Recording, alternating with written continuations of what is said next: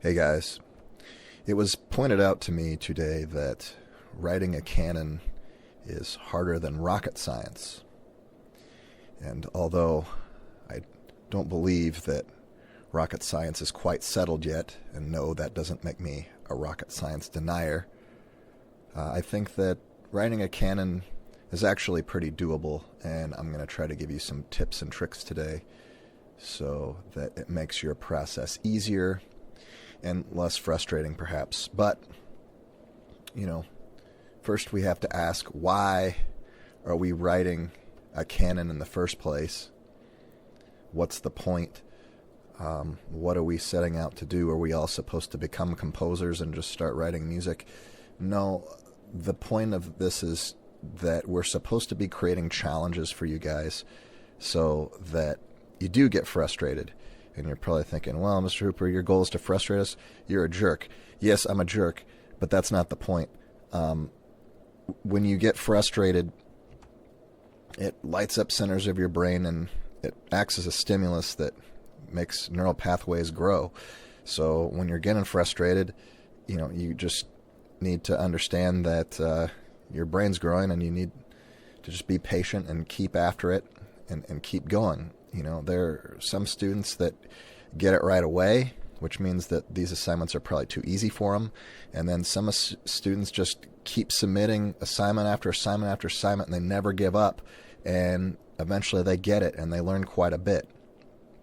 So where are you on that spectrum? Are you one of the ones that get it right off the bat? Probably not if you're watching this. Are you one of the ones that are struggling? And hopefully you're not one of the ones that have given up, because that's not what we need in this time. So I want you to think about something else.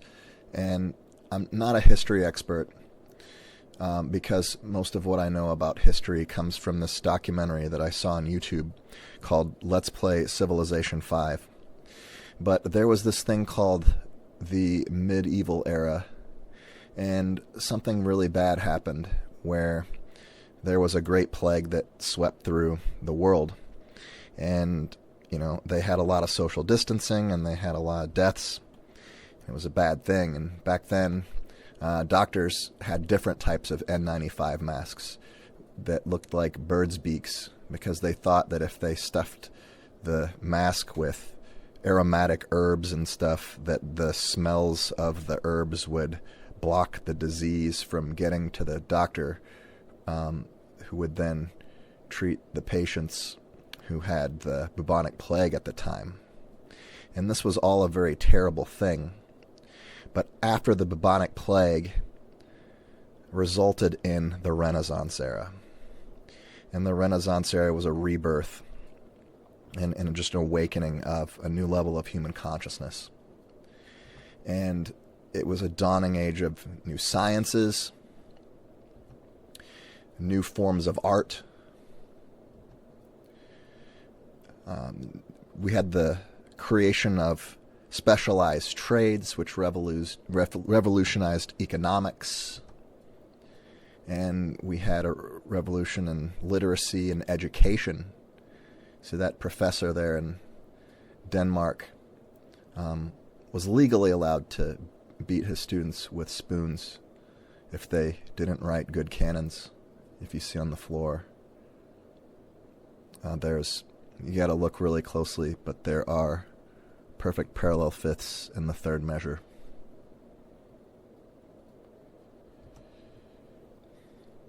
There was also an innovation in music, because in the first time of the history of the world, there was the intentional creation of something called polyphony, which means that more than one note was intentionally played at the same time or sung at the same time.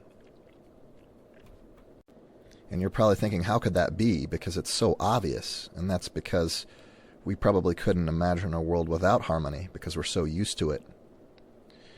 But as we go through these exercises and through writing this canon, we realize that it's a little harder than it looks, and it'd be difficult to stumble upon accidentally and still have it sound good. And so think about these parallels between the transition from the medieval and Renaissance and now with our current situation. because it's not going to be my generation that brings about the next era. It's going to be you guys. And my goal with teaching music is to create a stimulus that makes you guys smarter so that you're prepared for anything and that you can do anything. And you can bring about change in the world, start questioning authority, start questioning what we know, and come up with something new and better. So with that being said, let's look at some examples of what's going on and see some common mistakes that are being made and try to get a better understanding of what we're doing and how we can make things a little easier. So here's the first one, example right here. And with this one right here, it's a very good Canon, but the problem is like that the melody and the harmony are supposed to be an octave apart, but other than that, the same. And so here in beat, on the and of 4 in beat 3, we see a rest. But if we look at the corresponding note here, it's an A quarter note, and this is an A with the 8th rest. And that's just a small detail, but just make sure that your melody and your harmony are the same, just an octave lower and a measure apart.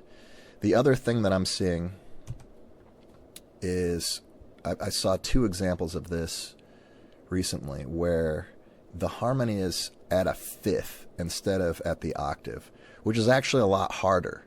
And this person did a really amazing job in spite of the increased difficulty.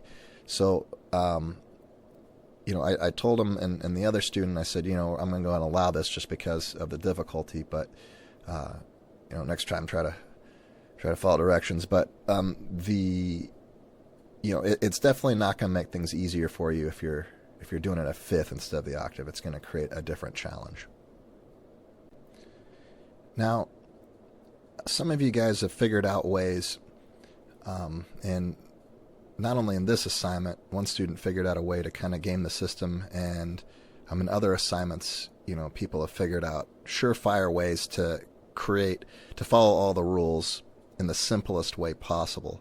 And you're probably thinking like, well, isn't that cheating? No, it's not cheating. It's being smart, and it's showing that you have an understanding of the material. Now, some people would rather do something more creative. Not to say that this isn't creative here, because it does have a lot of creative elements, but it's simpler. And this was actually idiomatic to the Renaissance period. The composers use this quite a bit.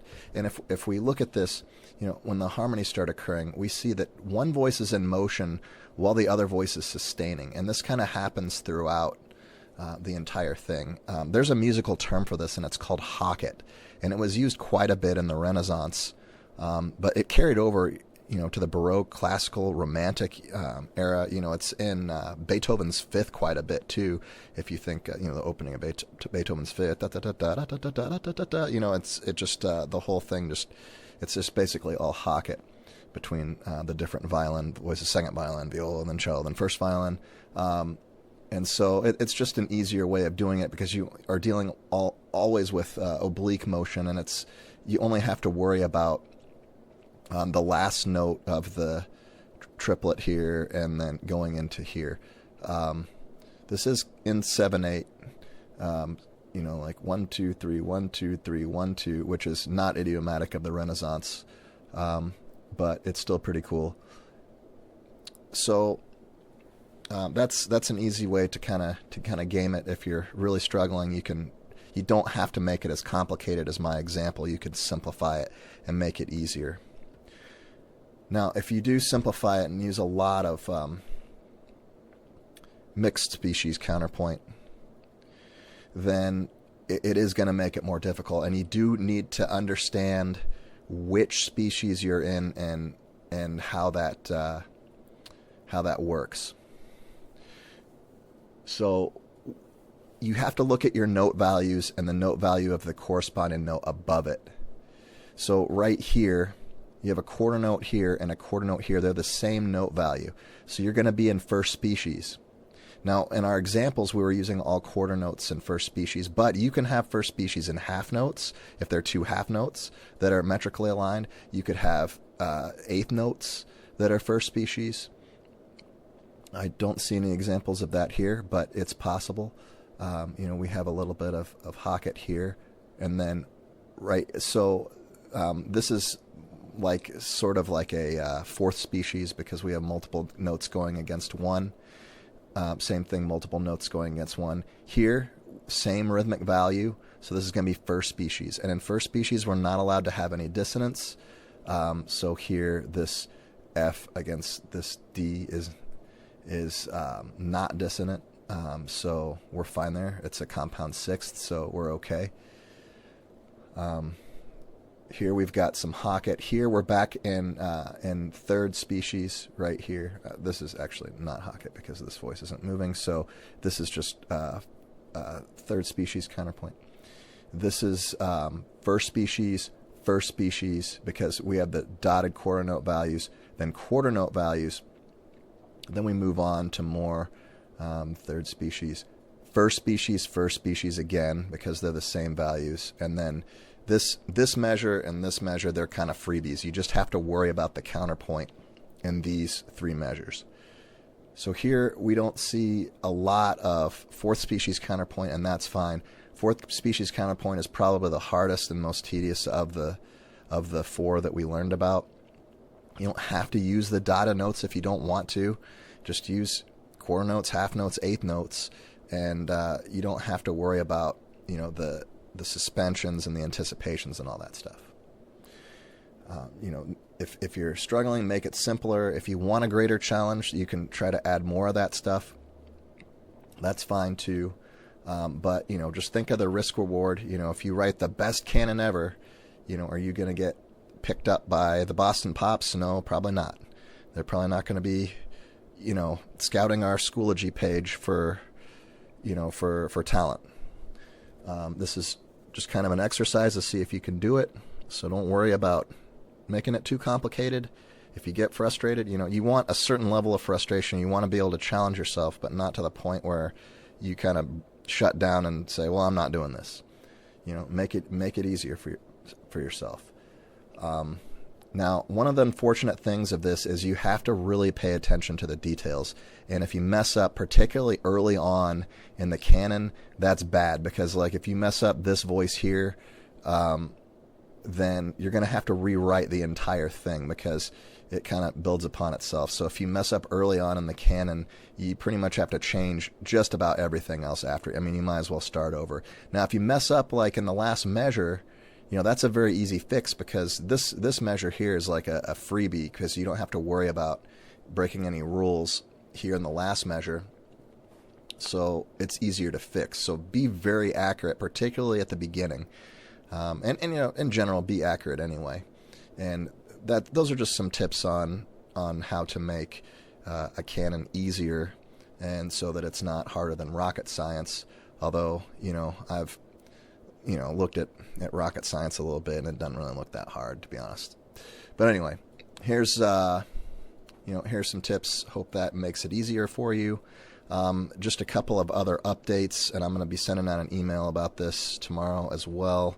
I messed up on the grading scale, and everything is supposed to be weighted the same. So we're not supposed to have academic performance and academic achievement, which it's just something I was confused about because the email I got from administration said that we're supposed to have one academic achievement grade and then three academic practice grades. And so I kept that into this 6 weeks, but for this last 6 weeks, everything's going to be weighted evenly. So your charms is now not going to be saving the rest of your grade from this. So I apologize for that. And maybe I can come up with some extra credit opportunities or something. I don't know.